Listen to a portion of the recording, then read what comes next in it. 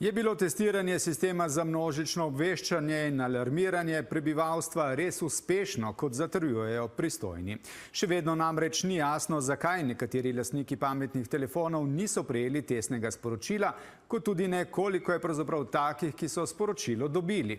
Se glavni razlog težav res skriva v neposodobljenih pametnih telefonih? Težava je bila na distribuciji, če lahko tako rečem, od samih baznih postaj do uporabnikov, tako da konkretna analiza bo storjena v naslednjih dneh. Glavni operater projekta, večinsko državni Telekom Slovenije, pa je pozno popoldne pisno sporočil še, da je testiranje potrdilo, da sistem deluje brezhibno, da so tehnične težave že odpravili, da sta na vrsti Android in Apple, pa tudi, da izkušnje iz tujine kažejo, da se učinkovitost dostave sčasoma izboljšuje. Klasični telefoni na tipke prejema celičnih sporočil ne podpirajo in ga tudi ne bodo.